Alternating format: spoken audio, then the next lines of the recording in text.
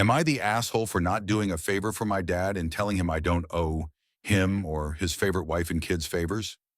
After our mom died, Dad told me and my siblings, 17 months, 16 years, and 14 months, that he was glad that part of his life was over, and he was going to find someone he actually loved and wanted to be with, and we better be ready because he wasn't slowing down for us. This was 10 years ago. He met a few women before his wife of 9 years. They were together a few months before they got married, and she was pregnant right away. Dad said he knew she was the one. He was finally in love. That mom was his biggest regret in life. My sister would cry, which annoyed Dad. He'd say we should want him to be happy when he sacrificed his own happiness for us. He's a better dad to the kids he has with his wife. He's there on their birthdays, remembers to buy them gifts, takes them out for ice cream, or for special time with him. He comes home earlier to spend time with them before they go to bed and helps with their homework. He never did that with us even after he started changing. My sister and brother really wanted him to for the longest time, but I always knew he was a shit parent and that he wasn't going to change toward us. We always fought. He told me the three of us were born selfish, that we wanted him to be unhappy for our sakes. I told him he basically dumped his issues onto three grieving kids and didn't give a fuck about what that did to us. I reminded him that my brother was only 4 years old when we lost Mom. Dad's response was that if I cared so much about them, I should care even more about my younger half-siblings. I told him I didn't. I have told him that a few times since my first half-sibling was born.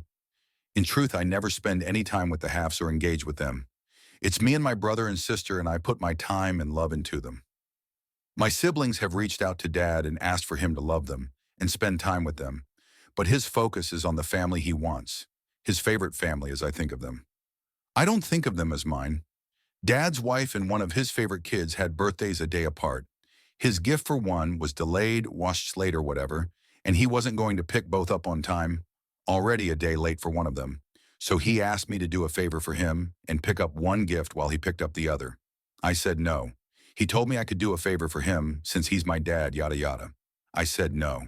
The day came and went and I didn't get it. He freaked out and told me I was going to ruin the birthday. He told me I could have done a favor for him as we're all family.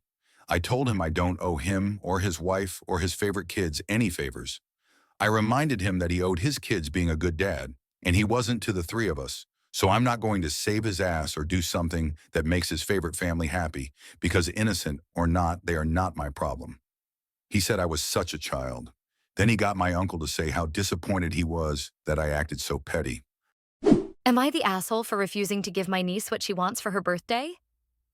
Yesterday, we had a big family gathering, which meant my older sister, 29, and her daughter, 6, came over.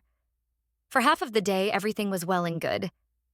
After lunch, my sister got tired, so I, 27F, volunteered to look after my niece when my sister took a nap. Now, I have a collection of stuffed animals in 20 centimeters, 7.8 inches for those in America. Dolls, which I let my niece play with when her mother napped. Then my sister woke up, joined us, and we spent some more time together before she announced it was time for them to leave. This was when my niece pointed at the doll I was holding and said she liked him, and that she wanted me to give him to her. I told her that she could get any other doll and/or stuffed animals that she wanted from my collection, just not this one. My niece got really upset and started crying, saying that her birthday was coming. It's next week, and she wanted that doll as her birthday present. Again, I told her I couldn't give him to her, explaining to her he was very important to me. I didn't tell my niece in detail about why he is important to me, because she's still too young to understand, but I will explain it here to give a clearer picture. I've had this doll for a long while now, back in the darkest time of my life, when nothing seemed to go right for me. I was advised to find an outlet, letting out my thoughts either in the form of writing or drawing. One of my drawings was the design for the doll in this post. I spent a lot of time with it, shading it, coloring it, and all that. Then I got the idea of turning the drawing into something physical. I searched and eventually found someone I trusted that could help me with this. For months, we worked together, choosing the materials, fabrics, and threads to make my doll's body, hair, and eyes. A lot of money was spent, but the process helped my mind be in a better place, and the result was so worth it. I was so happy the day I had him in my hands, and since then, he has been my emotional support doll. I don't know if it's strange, but whenever I look at him, I just feel like I can overcome everything. So, yes, he's very important to me. My sister told me maybe it was time for me to let go of him. Again, I told them I could give my niece any other dolls and stuffed animals she wanted, just not this one. My niece cried harder and started screaming. My sister told me I was being an overgrown child, that I needed to act my age and stop clinging to a toy. It ended with her leaving with my still crying niece, telling me that I needed to prioritize my family over a doll. Am I the asshole for calling my mother's bluff and moving? I, 20 meters, was living with my mother, stepfather, twin brothers, and three sisters aged 6 to 13. My stepfather is a truck driver and never home. My mother also works, so she often arrives home later than I did from university. So it was my job to make sure that the kids had dinner, and she asked me to help her a lot with chores. It was fine before university, but this last year, my first in uni, I felt that it was too much as this is not high school. During the summer break, I got a part-time job in the same place where I did my internship in the spring, but with school starting again, there will be very few hours, and they pay me an hourly wage and extra for finishing tasks. As it is work from home job, I could do it anytime I have free time. But with five smaller siblings in school, there is not much free time at all. At the end of August, my mother suddenly told me that as I work now, I should pay rent, 300 euros per month. And I replied, it is more than half of what I will make when school starts. She just replied, well, adults either pay rent or move out. I had an idea. I posted in a Facebook group for the district where the university is that I look for rooms to rent for cheap and can even offer help with kids. All I want is a private room. I can buy my own food. I could not afford even a stereo in the area. I got a reply from a single mother, Rachel, who told me she had a deal for me and wanted to meet first to get to know me. She told me that she had a 2-bedroom apartment, but could move herself into the living room and give me the bedroom. She was offered a way better job, but it is not 9 to 5, and she has a 7-year-old Emma who just started school. I took it. I have to take care of her when she works. I pay no rent and don't even have to buy food, as a babysitter would be way more expensive for her. Meanwhile, babysitting a well-raised 7-year-old is very easy. I have been living there from the start of school in 2nd September, and I love it. On the days Rachel works, I walk with Emma to her school on my way to university and back after. Cook us something to eat, and usually her mother arrives when it is bedtime. When she has the night shift, it is even easier. Bath, teeth, bed, and morning is no different than other days. On Saturday, I took her to a huge park playground near the university, and we allowed her to help with cooking the lunch. On Sunday, I had a day off and visited my real home, and my mother was so pissed. 13-year-old twins are terrible at home chores and told me that I let her down.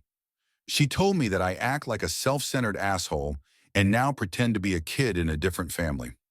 I love my mother and siblings. I will visit home at weekends when I have time, but I will not go back to living there. Am I the asshole for telling my sister I would never let her watch my kids? My sister offered to take my 3-year-old with her home to Chicago for a month to help me out. My 30F older sister, 48F, lives in Chicago and we live in North Carolina. I am the youngest of 9 and I never formed a relationship with her. I tried a long time ago, but it just didn't work out. A little background of our relationship.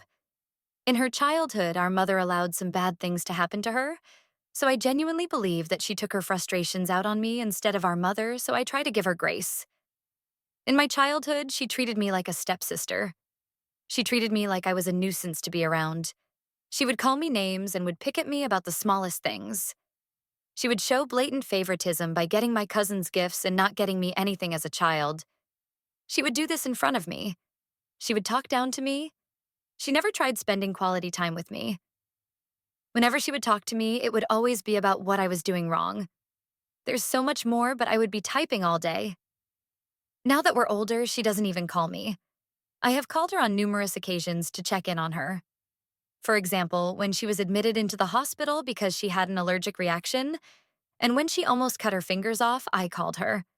When my daughter was in the hospital, she never called to check on me to see if I was okay or to see if my baby was okay. If anything, she made me feel guilty for being in the hospital with my child while she was having heart surgery.